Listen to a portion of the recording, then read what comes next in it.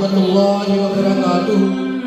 الحمدللہ وحدہ والصلاة والسلام علی من لا نبی بعد، اما بعد فاعوذ باللہ من الشیطان الرجیم، بسم اللہ الرحمن الرحیم۔ قد افلح المؤمنون الذین هم فی صلاتهم خاشعون۔ دنیا کی حوث میں جو بہک جاتا ہے، دنیا کی حوث میں جو بہک جاتا ہے، وہ جادائے نیکی سے بھٹک جاتا ہے۔ موتیوں سے بھی بڑھ کر ہے وہ آنسو یارو، موتیوں سے بھی بڑھ کر ہے وہ آنسو یارو، جو خوف الہی سے ٹپک جاتا ہے۔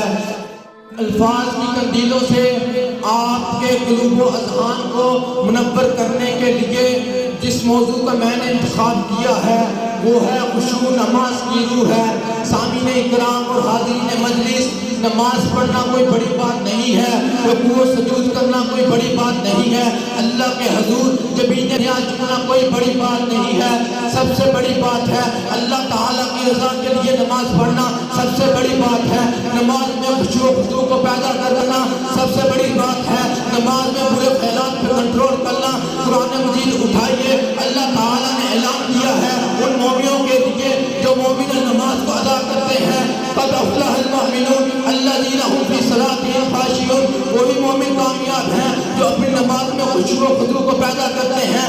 آپ صلی اللہ علیہ وآلہ وسلم نے ایک شخص کو دیکھا جو نماز تو پڑھ رہا تھا لیکن اس کی نماز خشوع و خضوع سے خالی تھی، وہ نماز میں رکوع و سجود کو اچھی طرح ادا نہیں کر رہا تھا۔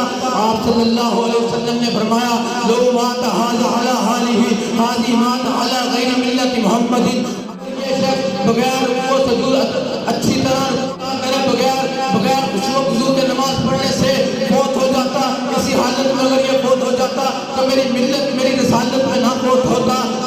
حضرات محترم، فکر و شعور کی زنجیریں ہلا دینے کا مقام ہے کہ ایک شخص پیغمبر مصطفیٰ صلی اللہ علیہ وسلم کا صحابی ہے، اللہ تعالیٰ کی توحید کو اقرار کرنے والا ہے، آپ صلی اللہ علیہ وسلم کے چہرے انور کی زیارت کرنے والا ہے، نمازیں پڑھنے والا ہے۔ اس کے باوجود رسول اللہ صلی اللہ علیہ وسلم نے فرمایا اگر یہ شخص فوت ہو جاتا تو میری ملت میں نہ فوت ہوتا۔ آخر کی وجہ کیا ہے؟ یہ وجہ جرم کیا ہے؟ جرم صرف یہی ہے کہ اس کی نماز بے ذوق اور اس کے رکوع و سجود ناتمام تھے۔ تیرا امام بے حضور تیری نماز بے سرور، تیرا امام بے حضور تیری نماز بے سرور۔ ایسے ایمان سے گزر، ایسی نماز سے گزر۔ حضرات، اور تمہیں پیغمبر مصطفیٰ صلی اللہ علیہ وسلم کی مجلس میں لے چلوں، فخر کائنات اپنے صحابہ کرام کے ساتھ بیٹھے ہوئے ہیں اور اچانک اشارہ کرتے ہیں اور عرض کرتے ہیں کہ سب سے بڑا چور وہ ہے جو نماز میں چوری کرتا ہے۔ آپ صلی اللہ صحابہ کرام چونک اٹھے اور کہا آقا جی وہ کون ہے؟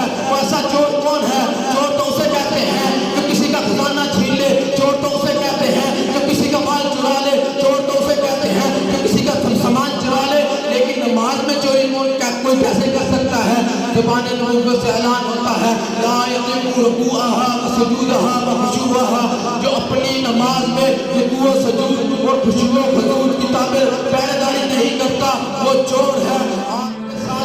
عمارہ رضی اللہ تعالیٰ عنہ کے بعد ایک شخص آتا ہے اور عرض کرتا ہے کہ مجھے وصیت کیجئے۔ حضرت سعد بن عمارہ رضی اللہ تعالیٰ عنہ فرماتے ہیں اذا انت صلیت فصلی صلاۃ موالین، جب تو دنیاوی کاروبار چھوڑ کر مسجد میں نماز کے لیے آئے، وضو کر کے نماز پڑھنے لگے تو نماز پڑھنے لگے تو آخری نماز سمجھ کر پڑھ، کیونکہ جب انسان آخری نماز سمجھ کر پڑھتا ہے تو وہ خشوع و خضوع اچھی طرح سے پڑھتا ہے تو اللہ تعالیٰ کے ہاں حاضری دینے میں مزہ آتا ہے۔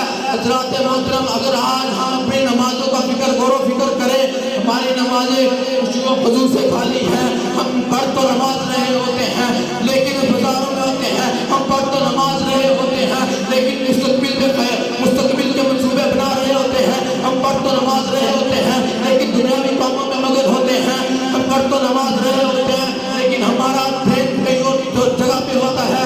اس لیے ہمیں چاہیے کہ ہم جب بھی نماز پڑھیں